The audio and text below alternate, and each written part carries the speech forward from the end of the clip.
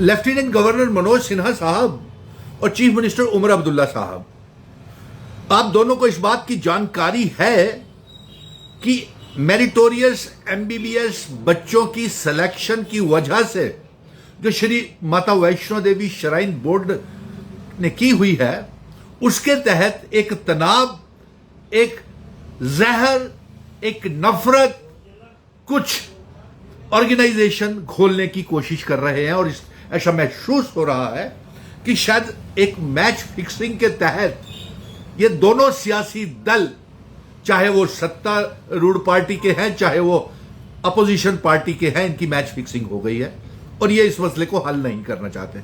इसलिए एलजी मनोज सिन्हा साहब आपको और चीफ मिनिस्टर उमर अब्दुल्ला साहब आपको ये पैगाम भेज रहा हूं कि बिना समय गवाए 2 दिन का असेंबली का स्पेशल सेशन बुलाया जाए और सेलेक्टेड मेरिटोरियस बच्चे जो एमबीबीएस के लिए सेलेक्ट हुए हैं उनके लिए डिबेट की जाए और किस तरीके से यह मसला हल हो सकता है इसके ऊपर 2 दिन का असेंबली का सेशन बुलाए।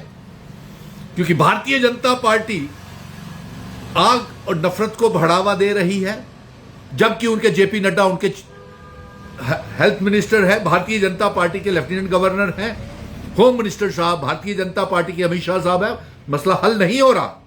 और उधर से बयानों के गोले कश्मीर से फेंके जा रहे हैं, इधर बयानों से मिसाइल कश्मीर में दागे जा रहे हैं भारतीय जनता पार्टी और नेशनल कॉन्फ्रेंस द्वारा।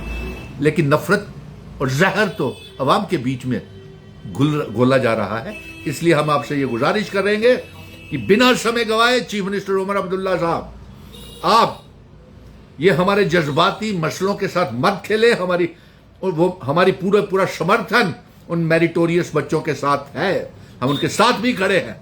और उनको आप चाहे जम्मू चाहे कश्मीर मेडिकल कॉलेजेस में या कोई करीबी रियासतों में भेजें, ये कोई मसला ही नहीं है।